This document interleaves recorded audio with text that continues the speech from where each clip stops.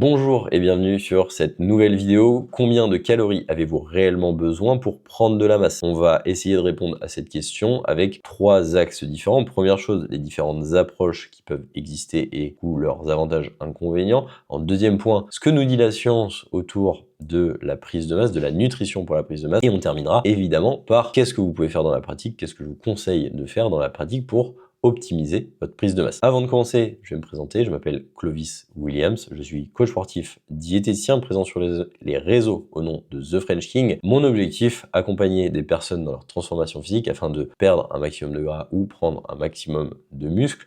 Et j'ai déjà aidé plus d'une cinquantaine de personnes à se transformer physiquement. J'espère, via cette vidéo, pouvoir le faire avec vous également. Et on va donc aborder le sujet de la prise de masse via les différentes approches qui existent. Première approche dont j'aimerais parler, c'est la Dirty Bulk. Principe derrière le Dirty Bulk, c'est objectif, prendre un maximum de masse, un maximum de poids le plus rapidement possible. Et pour ça, manger le plus possible, le plus rapidement possible. Le problème avec cette approche, évidemment, ça va être pour moi l'ajout de gras excessif et inutile. À un certain point également, on va créer une fatigue et un essoufflement à l'effort plus important, ce qui pourrait donc impacter évidemment votre prise de masse. Si vous n'êtes plus capable de tenir une série de squats de 8-10 reps, ça va commencer à poser problème. Et en dernier point négatif qui va directement impacter de manière importante votre santé, ça reste la désensibilisation à l'insuline, ou du coup, ce qu'on pourrait qualifier presque de prédiabète. Si vous faites une Dirty Bulk, ce que vous allez généralement observer très rapidement, ça va être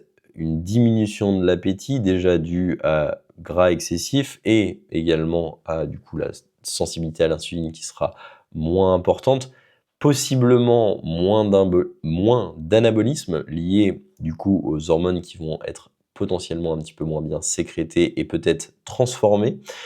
Et enfin, une inflammation qui va être augmentée, là aussi due à l'excès de tissu adipeux, qui pourrait augmenter des douleurs ou des blessures déjà présentes. En deuxième approche, on va retrouver le lean gain ou le main gain. L'objectif ici, généralement, ça va être de rester le plus propre possible et donc d'avoir une prise de masse la plus lente possible. En général, dans cette approche, on va manger très proche de la maintenance ou très légèrement au-dessus. Ce qui se passe généralement, c'est qu'on va avoir une balance, donc un poids sur la balance, qui va augmenter très peu ou qui va très rapidement finir par stagner. Ici, donc, il y a, à mon sens, une grosse perte de temps d'un point de vue prise de masse musculaire, puisqu'évidemment, l'objectif n'est pas de prendre un maximum de poids, mais vous ne créez pas de muscle à partir de rien. Donc si votre poids sur la balance ne bouge jamais,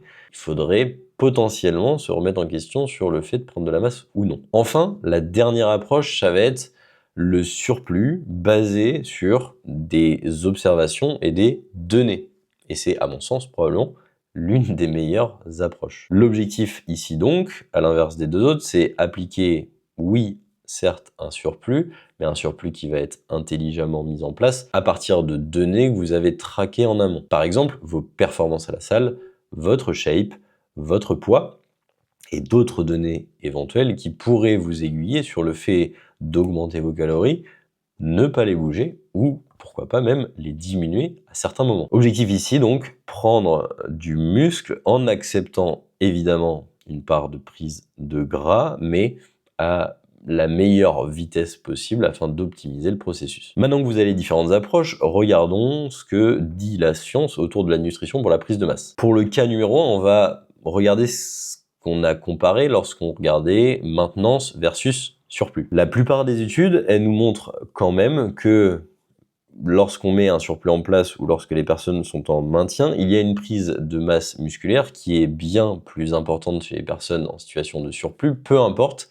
le degré de surplus mis en place. Donc même pour des personnes qui feraient une Dirty Bulk, c'est potentiellement plus intéressant d'avoir cette approche que de vouloir absolument rester en lean gain, main gain. Cas de figure numéro 2 évidemment du coup, c'est la comparaison entre gros surplus versus un surplus qui serait plus modéré, plus calculé on va dire. Ici des études ont été réalisées et ce qu'on observe, c'est qu'il y a quand même des résultats qui sont assez variés. On a également observé que dans certains cas, on a quand même une différence notable sur la prise de gras qui serait effectuée lors d'un surplus trop important, trop agressif, versus un surplus modéré, mais que les différences entre la prise de muscle seraient la même. Et il y a même des études du coup qui nous auraient montré que pour un surplus plus agressif, on aurait une prise de masse qui serait légèrement supérieure qu'un surplus qui serait plus modéré, mais avec une proportion de body fat ici cette fois qui serait beaucoup plus importante proportionnellement. Donc en conclusion de tout ça, on sait que la maintenance est moins efficace que le surplus pour prendre de la masse musculaire, en tout cas de manière la plus rapide possible. Et par contre, que au niveau des surplus, que ça soit agressif ou modéré, on peut avoir les mêmes résultats en termes de prise de masse musculaire, mais ce qui ressort quand même grandement, c'est que la prise de gras qui est corrélée sera beaucoup plus importante dans le cas de la prise de masse agressive que de la prise de masse modérée. Ce qu'on en déduit, c'est qu'une prise de masse, une prise de poids qui serait aux alentours des 0,25 à 0,5% de poids de corps par semaine, donc 1% à 2% par mois, semble être le rythme le plus optimal pour maximum de masse musculaire avec la proportion la moindre de body fat. Ce qui va généralement représenter un surplus de 5 à 15% au-dessus de votre maintenance. Maintenant qu'on a vu les différentes approches et qu'on a vu ce que nous disait plus ou moins la science au sujet du surplus, voyons en pratique ce que vous devriez mettre en place, et ce que je mets en place, et ce que je vous conseille de mettre en place si vous voulez maximiser votre prise de masse musculaire. Déjà, pour commencer, avant de vouloir mettre en place un surplus, je vous conseille grandement de vous fixer un objectif de calories à atteindre en commençant aux alentours des 35 kilocales par kilo, et enfin mesurer votre poids de manière quotidienne afin d'en mesurer les variations. Une fois que ça c'est fait et que votre poids est stable, je vous conseille donc de mettre en place un surplus, là de 5 à 15%, avec pour objectif de gagner de manière hebdomadaire 0,25 à 0,5% de poids de corps par semaine. Et pour vous donner un ordre d'idée, sur une personne qui ferait 70 kg, ça représenterait 175 à 350 grammes par semaine. Évidemment, pour les personnes qui seraient débutantes, on pourrait accepter, tolérer une prise de masse qui serait légèrement plus rapide que ça, mais pour les personnes intermédiaires et avancées, on devrait se rapprocher des 0,25 à 0,5%. Enfin, pour terminer, on va observer et évidemment ajuster. Donc observer quoi? Le poids, la shape, les performances, et en fonction de la vitesse à laquelle vous prenez du poids et que votre shape évolue et que vos performances évoluent, vous pouvez faire des ajustements. Si votre poids est trop lent en termes d'augmentation, que vous observez que vos performances ne suivent pas à la salle et éventuellement que votre shape n'évolue pas, mais ça reste plutôt sur du long terme, augmentez vos calories de 5 à 10%. À l'inverse, si votre prise de poids est trop rapide, car ça peut arriver qu'on fasse une modification et que le poids augmente de manière trop drastique, vous pourrez diminuer ici aussi de 5 à 10% vos calories. Il faut bien comprendre que 5 à 10% de surplus de calories, ça ne représente pas grand-chose en termes d'aliments ajoutés, et que, également, sur une période de prise de masse de 16 à 20 semaines, vous pourriez être amené à ne faire que 3-4 modifications maximum de diète. L'objectif, encore une fois, n'est pas d'augmenter vos calories le plus rapidement possible, sans aucun point de repère ou d'observation sur ce qui se passe au niveau de votre poids, votre shape, vos performances, encore une fois. Petite parenthèse pour les personnes qu'on pourrait qualifier de hard gainers, donc les personnes qui ont réellement beaucoup de mal, peu importe les calories qu'ils consomment, à prendre du poids et donc de la masse.